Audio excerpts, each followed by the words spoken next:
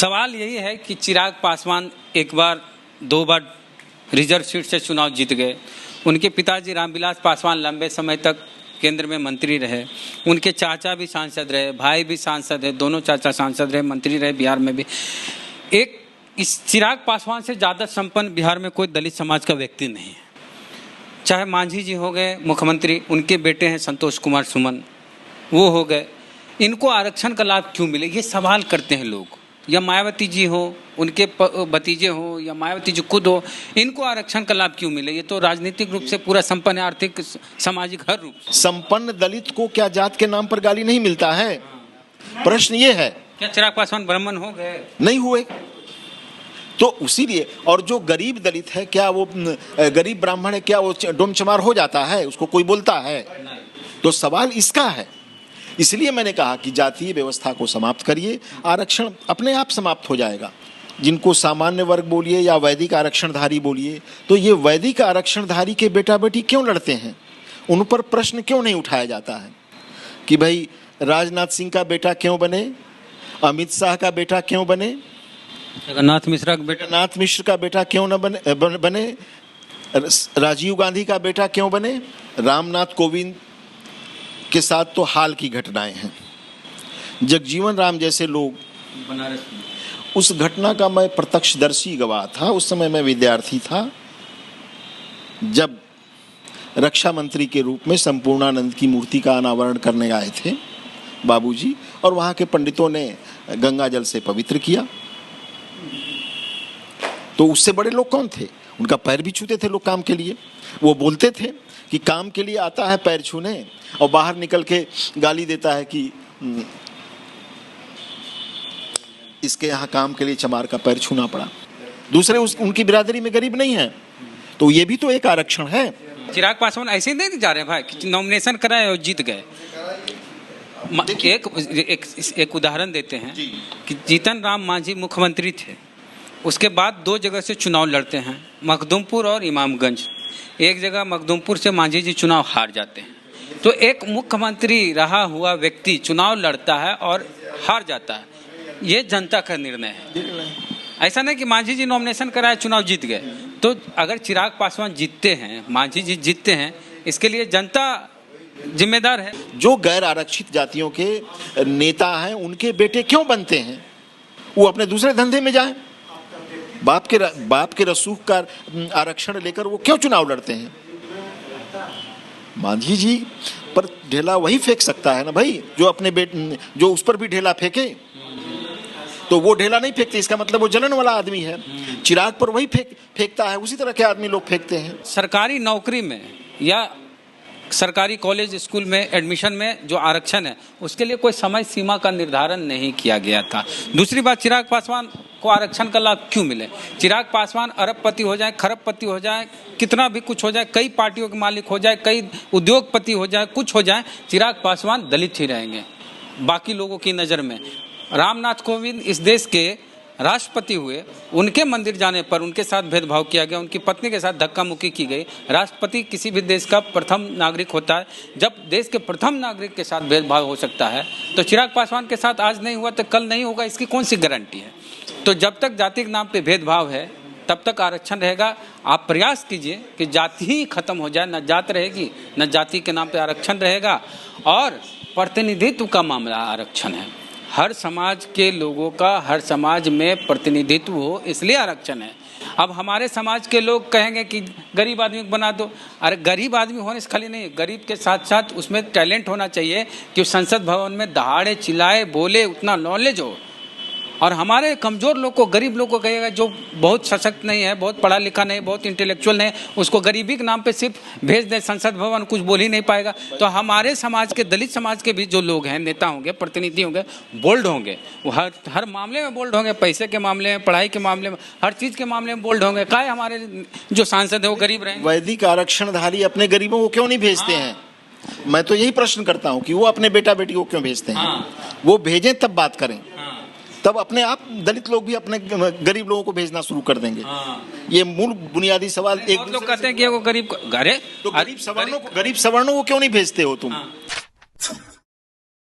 आरक्षण 10 साल के लिए था तो इसको बढ़ाया क्यों जा रहा है? इसको ख़त्म कर देना चाहिए। 70 साल से आरक्षण ले ही रहे हैं दलित समाज के लोग। और एक सवाल उठता है कि संपन्न दलितों को आरक्षण का लाभ क्यों मिले, चिराग पासवान को आरक्षण का लाभ क्यों मिले, मायावती को आरक्षण का लाभ क्यों मिले, मांझी जी को आरक्षण सीट से लड़ने की क्या ज़रूरत है, गरीब दलित को आरक्षण मिले। इस तरह के सवाल होते हैं और उसका जवाब कई बार दलित समाज के लोग, पिछड़े समाज के लोग नहीं दे पाते हैं कि आरक्षण 10 साल के लिए था तो बढ़ाया क्यों जाता है, ख़त्म कर देना चाहिए। अब तो जातिवाद है नहीं, जात के नाम पर भेदभाव होता नहीं है, छुआछूत नहीं है। तो बात करेंगे इसी मुद्दे पे कि क्या वाकई आरक्षण 10 साल के लिए था? और चिराग पासवान जब बिहार के सबसे संपन्न दलित हैं, उनसे ज़्यादा संपन्न तो कोई दलित समाज में बिहार में नहीं है। हर मामले में, सोशल हो, इकोनॉमिकल हो, बाकी हर क्षेत्र में, तो उनको आरक्षण क्यों मिले? वो केंद्रीय मंत्री के बेटे हैं। तो इन सब मुद्दे पे बात करेंगे। हमारे साथ इंजीनियर राजेंद्र प्रसाद जी हैं, इंजीनियरिंग सर्विस से रिटायर किए हैं और लेखक हैं, आर्टिकल भी लिखते हैं और एक्टिविस्ट भी हैं। सर, सबसे पहली बात कि आरक्षण क्या 10 साल के लिए ही था? देखिए, आरक्षण जो संविधान में, आरक्षण का मतलब कि संवैधानिक आरक्षण से है। आरक्षण तो कई प्रकार के होते हैं। एक वैदिक आरक्षण भी है जिसको हम लोग सामान्य वर्ग का कहते हैं, कि जो जिस जात में जन्म लेता है, जिस परिवार में जन्म लेता है, वो उसको जन्मजात मिल जाता है, तो इसको वैदिक आरक्षण कहा जाता है। और जो समाज के कमज़ोर तबकों को आरक्षण मिला हुआ है वो संवैधानिक मिला है, उनके अत्याचार से बचाव करने के लिए, प्रोटेक्शन के लिए और शासन प्रशासन में हिस्सेदारी के लिए। ये संवैधानिक आरक्षण है। ये दोनों आरक्षण पर क्लियर हो जाइए। आरक्षण सिर्फ कहने से बहुत स्थिति स्पष्ट नहीं होती है। तो आरक्षण ये दोनों है, वैदिक आरक्षण और संवैधानिक आरक्षण। संवैधानिक आरक्षण जो था वो संविधान में जो वर्णित हुआ है उसके पहले बहुत से उस पर चर्चाएं हुई। कुछ लोग केवल की बात करते थे, कुछ लोग फिर केवल हटा। उसमें एक बड़ी रोल रही हमारे दलित सांसदों की, उसमें बाबा साहब का भी रोल रहा, जगजीवन राम का भी रोल रहा, क्योंकि बाबा साहब तो उस समय अपने अकेले थे, जगजीवन राम के साथ कांग्रेस पार्टी के पूरे लोग थे। तो इन लोगों ने उसमें केवल शब्द हटाने में, चूँकि रिकमेंडेशन केवल शब्द का था पहले, लेकिन जो बाद में हटाया गया इन लोगों के द्वारा, और नौकरियों में हटा दिया गया, 10 साल का प्रावधान नहीं रखा गया, केवल विधायिका में रखा गया।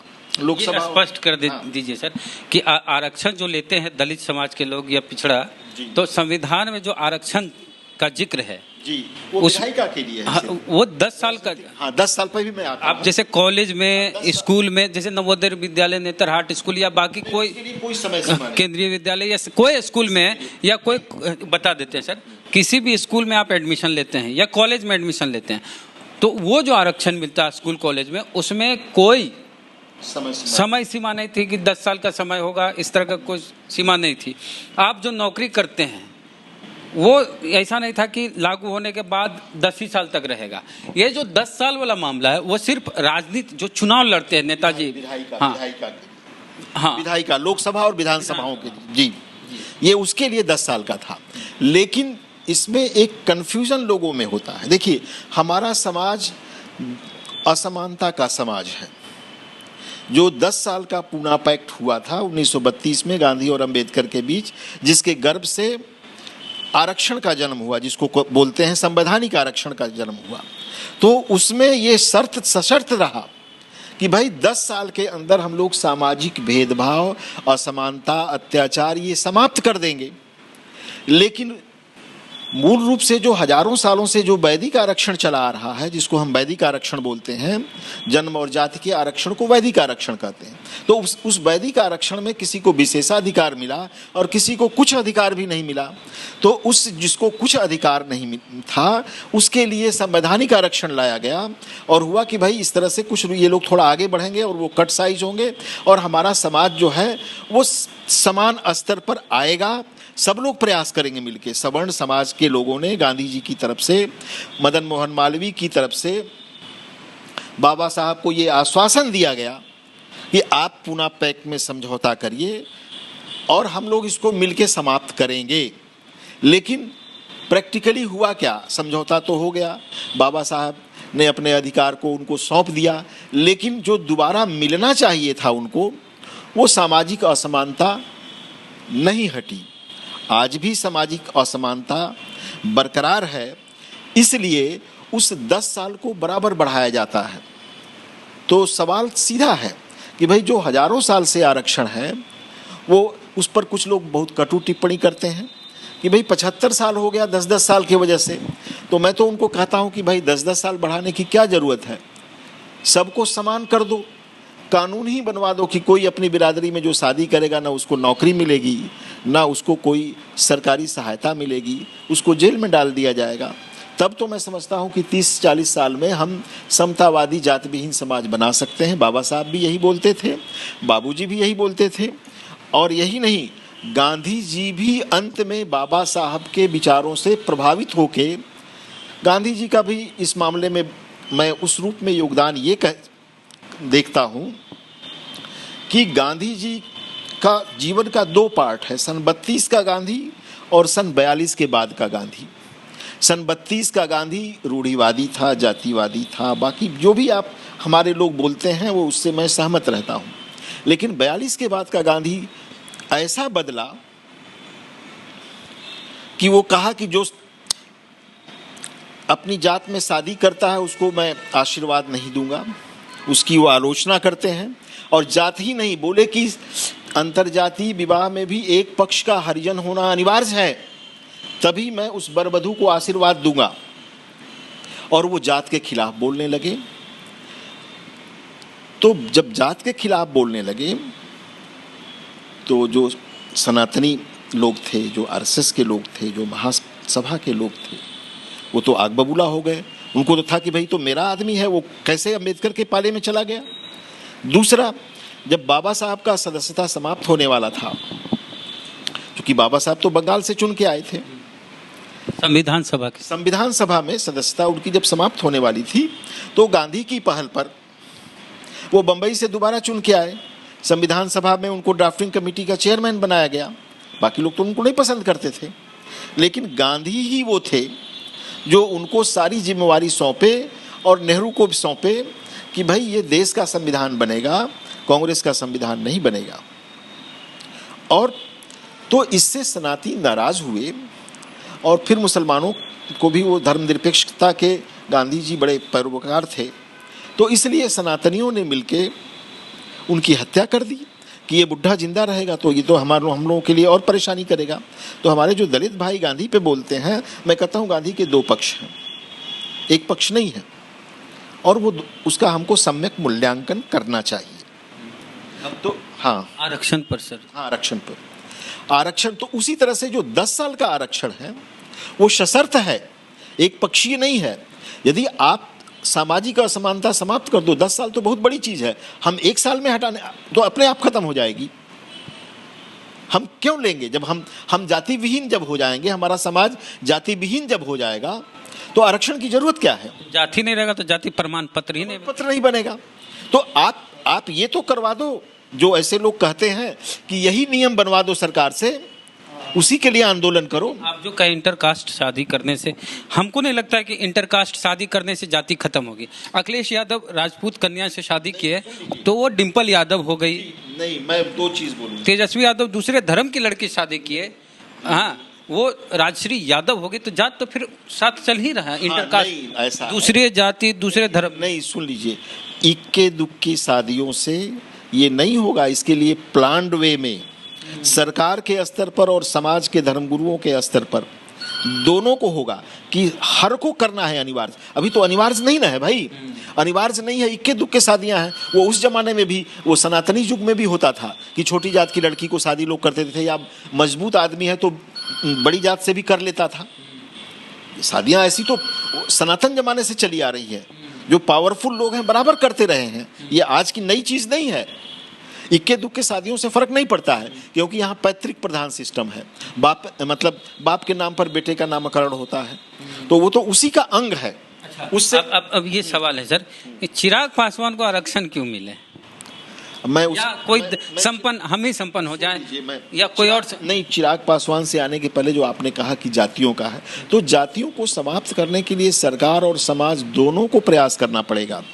और अंतरजातीय विवाह का जो मैंने अभी कहा कि उसके लिए अनिवार्य करना होगा, ये तो अभी ऐच्छिक है ना, को लोग पुरस्कार देता है कि डाइल्यूट हो जाए, जो भावना रूढ़ है वो कम हो जाए। केंद्र सरकार से 2 लाख, बिहार सरकार 50,000, उसे पुरस्कार मिला कितना को है ये पता नहीं, लेकिन इस तरह प्रोत्साहन नहीं, मेरा वो नहीं कहना है। पुरस्कार से भी ये समाप्त नहीं होने वाली है इससे, क्योंकि पैतृक प्रधान सिस्टम है ना, बाप के जाति के हिसाब से संतान की जाति का निर्धारण होता है। तो चाहे कर भी लीजिएगा तो फर्क क्या पड़ने वाला है, जात नहीं उससे समाप्त होगी, जातीय दुर्भावना बनी रहेगी। उससे क्या होगा कि कुछ लोग लाभ दोनों जात का लेना शुरू करेंगे, प्रभावशाली लोग, बल्कि वो उससे विकृति दूसरे तरह की भी पैदा हो जाएगी। ये मास लेवल पे होने से हो सकता है। मास लेवल पर जब तक नहीं होगा, और जो उससे उत्पन्न संतान होगी उसको कास्टलेस सर्टिफिकेट जब तक नहीं मिलेगा, तब तक इसका समाधान नहीं होने को है। अच्छा, ये अब इसी मुद्दे पे आएंगे। सवाल यही है कि चिराग पासवान 1 बार 2 बार रिजर्व सीट से चुनाव जीत गए, उनके पिताजी रामविलास पासवान लंबे समय तक केंद्र में मंत्री रहे, उनके चाचा भी सांसद रहे, भाई भी सांसद है, दोनों चाचा सांसद रहे, मंत्री रहे बिहार में भी। एक इस चिराग पासवान से ज़्यादा संपन्न बिहार में कोई दलित समाज का व्यक्ति नहीं है। चाहे मांझी जी हो गए मुख्यमंत्री, उनके बेटे हैं संतोष कुमार सुमन, वो हो गए, इनको आरक्षण का लाभ क्यों मिले, ये सवाल करते हैं लोग। या मायावती जी हो, उनके भतीजे हो, या मायावती जी खुद हो, इनको आरक्षण का लाभ क्यों मिले? ये तो राजनीतिक रूप से पूरा संपन्न है, आर्थिक सामाजिक हर रूप से। आपने एक महत्वपूर्ण सवाल उठाया, पर सवाल यह है कि गांधी और अंबेडकर ने अपने बेटों को क्या संरक्षण दिया? नहीं दिया।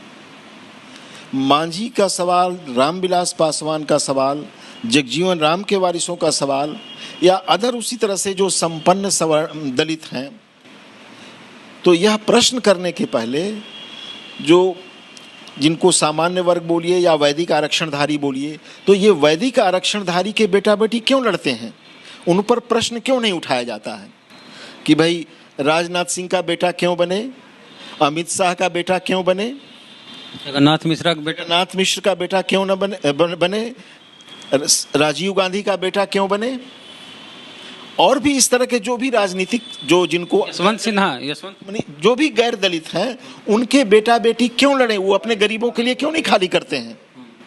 दूसरे उनकी बिरादरी में गरीब नहीं है, तो ये भी तो एक आरक्षण है। तो इस आरक्षण को समाप्त करने के लिए उस आरक्षण को समाप्त करना होगा। जिस तरह से गांधी और अंबेडकर ने अपने बेटा बेटियों को दूर रखा, तब तो न्याय की बात होगी। अन्यथा ये तो जलन वाली बात होगी कि दलित कुछ ऊंचे उठ गए हैं तो उनको फिर उसी स्तर पर ले जाओ। इसको इस तरह से नहीं देखा जा सकता कि आरक्षण इस गरीबी और अमीरी के आधार पे है, नहीं, प्रतिनिधित्व है। प्रतिनिधित्व है, चिराग पासवान करें या कोई और करें, जो भी करें। चिराग पासवान ऐसे ही नहीं जा रहे भाई कि नॉमिनेशन कराए और जीत गए। एक उदाहरण देते हैं कि जीतन राम मांझी मुख्यमंत्री थे, उसके बाद 2 जगह से चुनाव लड़ते हैं, मखदूमपुर और इमामगंज।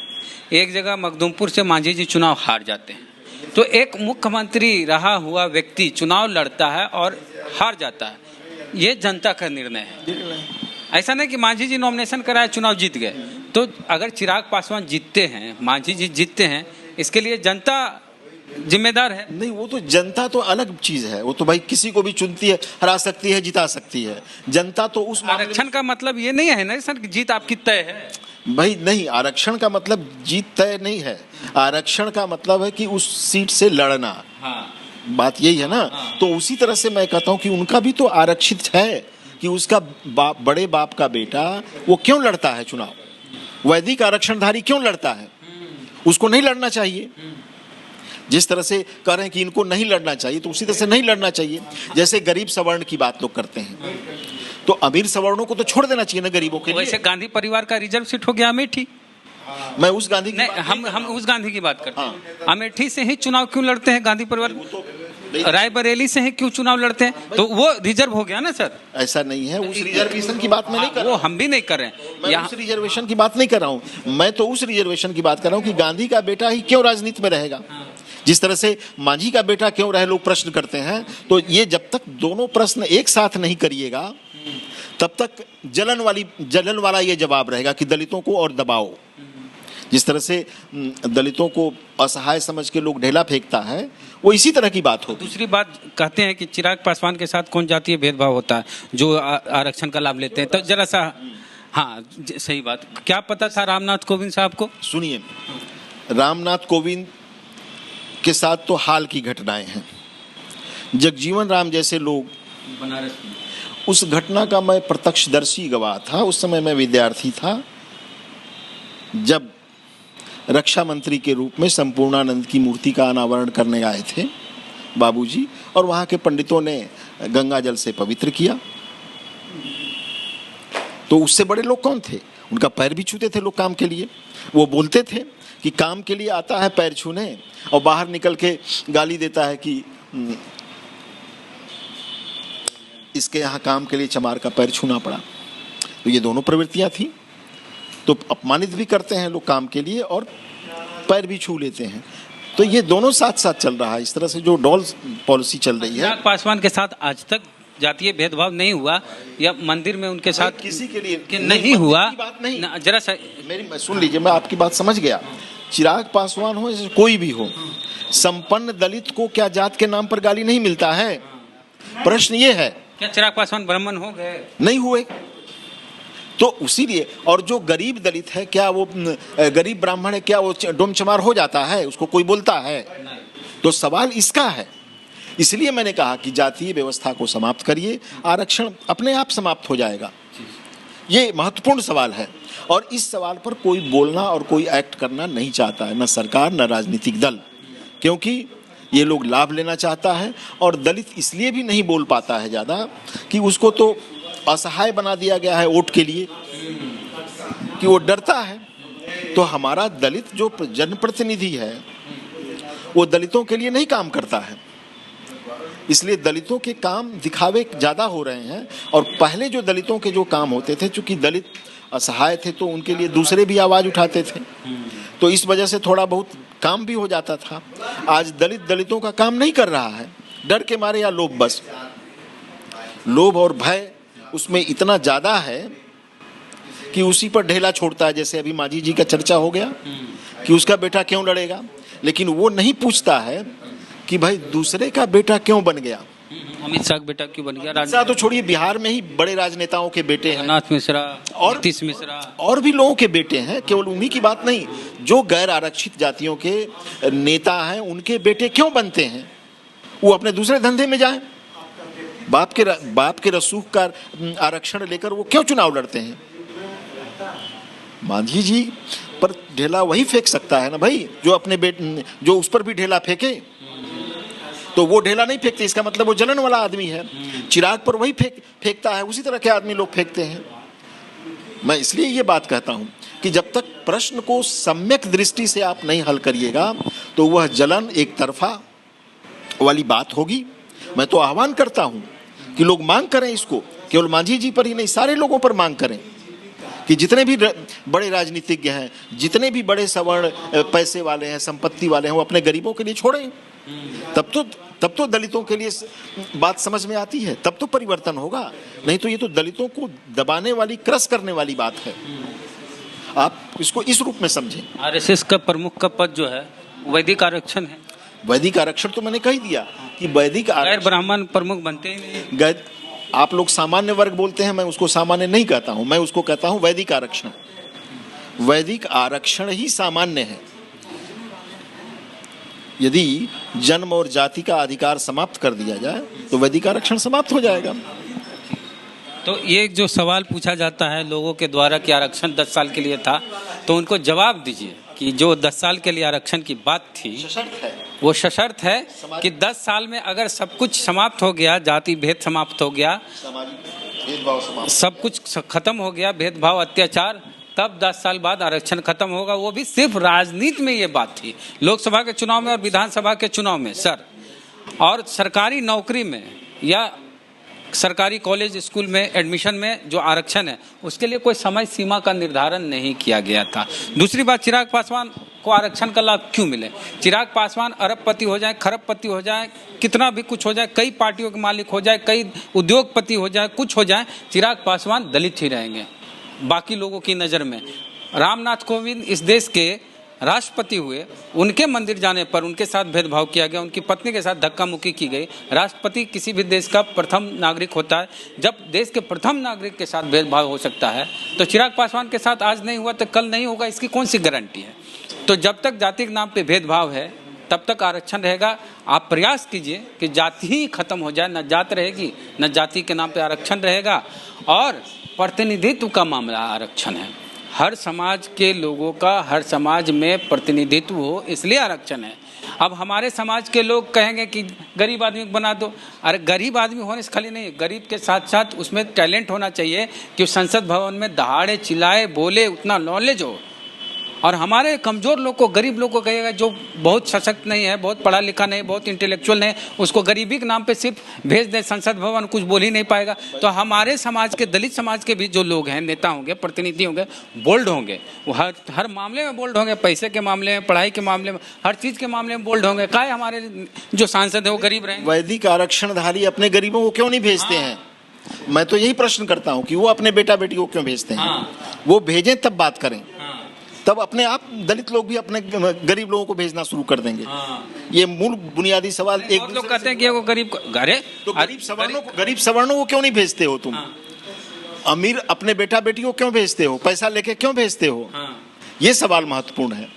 तो शुक्रिया बातचीत के लिए सर। पूरी बातचीत आपको कैसी लगी बताइए कमेंट बॉक्स में। फेसबुक वीडियो देख रहे हैं, पेज को लाइक फॉलो नहीं किया तो कर लीजिए। यूट्यूब वीडियो देख रहे हैं, सब्सक्राइबर नहीं है तो घंटी बजा कीजिए। जय भीम, जय भारत।